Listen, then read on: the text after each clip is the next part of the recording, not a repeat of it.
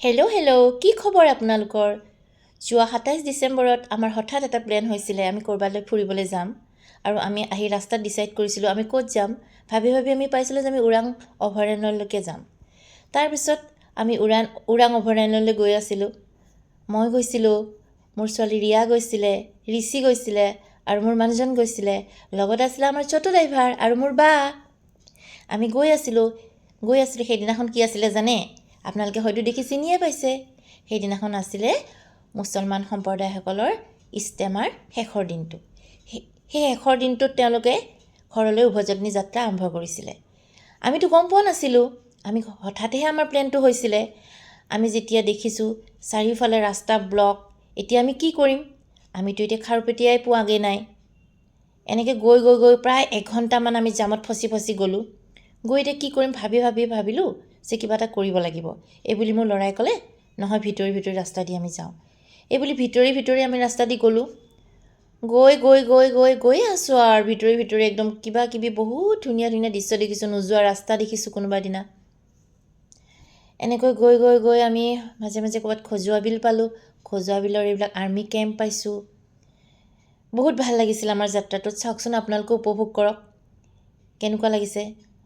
যিহেতু আমি সেইদিনাখন আমাৰ যাত্ৰাটো আমি বহুত দেৰিকৈ আৰম্ভ কৰিছিলোঁ, টাইমিংটো মই পাহৰিছোঁ, কিন্তু আমি খাৰুপেটীয়া পাবলৈ হ'লে আমাৰ লাগিছিল প্ৰায় 2.5 ঘণ্টা।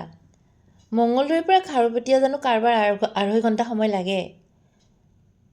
কি যে হৈছিল আমাৰ সেইদিনা অৱস্থা। না ক'ৰবাত চাহ খাম, না চাহ বনাই লৈ আহিছিলোঁ। ইয়াত ধনশিৰি দলং পাইছিলোঁ আমি সেইখিনি সময়ত। চাওকচোন আপোনালোকে, তাতে কিবা কিবি গানো ওলাইছিলে আমাৰ।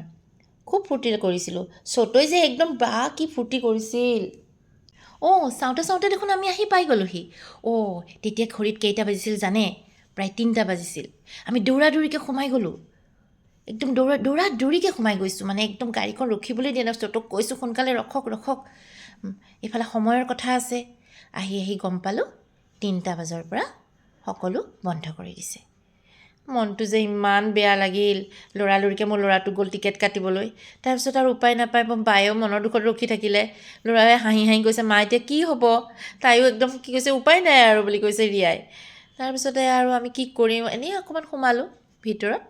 সোমাই পেলাই দেখিছেনে, সেইখিনি সময়তে আহিছিল নলবাৰীৰ পৰা এটা টীম, শংকৰদেৱ শিশু নিকেতনৰ পৰা।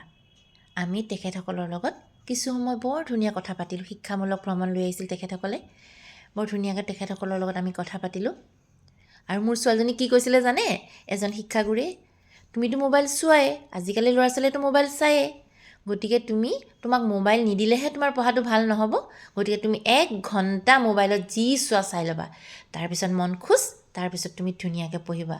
যিহেতু তাই এইবাৰ HS ফাইনেল দিব, সেয়ে তাইক তেনেকৈ উপদেশ দিছিলে।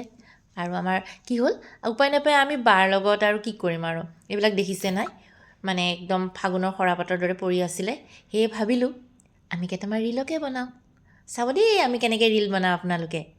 কিন্তু মইতো ইমান ৰীল চিল নবনাওঁ আগতে। এইয়া দেখিছে কি পষ্ট দিছোঁ মই ৰীলৰ। বা একেবাৰে এইয়া বাৰ হাতত ধৰি ক'ব নালাগে আৰু। কিমান আৰু মোৰ মানুহজনকো মই এৰি নিদিলোঁ সেইদিনা। পূৰা ৰীল বনালোঁ, ফূৰ্তি কিন্তু বহুত লাগিছে। আৰু মোৰ ল'ৰাটোকো ৰীল বনাই দিছোঁ, সিটো ৰীল চিল নবনাই। চাওকচোন ৰিয়াও গ'ল দেখোন, মই পাহৰিয়ে গৈছিলোঁ ৰিয়াও যে ৰীল বনাইছিলে। বাপৰে, আকৌ লাষ্টত আহি তেওঁলোকৰ লগত আকৌ কথা পাতিলোঁ যে আমি এতিয়া যাম। তেওঁলোকে আকৌ ফোন নম্বৰটো ল'লে আমাৰ পৰা। আৰু আপোনালোকক এটা কথা ক'বলৈ পাহৰিছোঁ, এইটো মই লেটকৈ আপলোড দিছোঁ, কাৰণ মোৰ জীৱনৰ এইটো প্ৰথম ভিডিঅ' হয়। গতিকে মই লেটকৈ হ'লেও আপোনালোকৰ আগত এই ভিডিঅ'টো আপোনালোকলৈ আগলৈ উলিয়াই দিছোঁ। গতিকে যদি আপোনালোকে ভাল পায়, আগলৈ মই পুনৰ ভিডিঅ'সমূহ বনাই থাকিম। অভয়াৰণ্যৰ পৰা ওলোৱাৰ আগে সকলোৱে নিজক লৈ ব্যস্ত। মোৰ মানুহজনে ফটো তুলিছে, কোনোবাই ৰীল বনাইছে, কোনোবাই কাৰোবাৰ লগত চিনাকি হৈছে। এয়া চাওকচোন মোৰ মানুহজনে কেনেকৈ ফটো উঠাই আছে। উভতি আহিব লওঁতে হঠাতে দেখা পালোঁ এখন বেঙেনা বাৰী। আৰু বেঙেনা বাৰীখন দেখি একদম মই একদম সোমাই গ'ল নহয়। দেখিছেনে, ইমান ধুনীয়া বেঙেনাবিলাক লাগি আছে। আৰু ওচৰৰ মানুহবিলাকক সুধিলোঁ, বেঙেনাসমূহ বোলে একদম লোকেল হয় মানে। আকৌ আহি পেলাই আমি কি হ'ল, আহিলোঁ বেঙেনা লৈ পেলাই, আহি একদম ভোক পিয়াহে থাকিব পৰা নাই, একদম আমি ওৰাঙত চাহ খাবলৈ সোমাই গ'লোঁ। এয়া মোৰ মানুহজন একদম সোমাই গৈছে। ওৰাঙৰ ৰসগোল্লা আগৰ পৰা বিখ্যাত, মোৰ মানুহজন মোৰ ল'ৰাটো সোমাই গৈছে আমি মানে এতিয়া পূৰা উৰাওঁ এই আছোতো এইজনী ৰিয়া আৰু এবা সোমাই গৈছে গৈ এয়া বহি আছে আৰু অপেক্ষা কি বা খায় পৰঠা খাব চাগে দেই ৰ'বচোন চাওঁ কি খায় আমি ওৰাঙৰ ৰসগোল্লা আৰু পৰঠা খাই ঘৰলৈ বুলি আকৌ যাত্ৰা আৰম্ভ কৰিলোঁ আৰু যেতিয়া যাত্ৰা আৰম্ভ কৰিলোঁ সেইখিনি সময় সন্ধিয়া হৈছিলে আৰু সন্ধিয়া সময় যিহেতু 25 ডিচেম্বৰ সমাগত আছিলে আমি সেইদিনাখন আমি চাৰ্চ দেখা পাইছিলোঁ আৰু বৰ ধুনীয়া লাগিছিলে সেইখিনি সময়ত দেখিছেনে দেখিছে আৰু আহি আমি আৰু কি কৰিলোঁ ঘৰত আৰু মাংস কিনি লৈ আহিলোঁ আহি মাংস বনাই ভাতটো খাই দিলোঁ আৰু ঘৰতে বাই বাই ভাল লাগিলে লাইক কমেণ্ট এণ্ড শ্বেয়াৰ কৰিব আজিলৈ এৰিলোঁ বাই বাই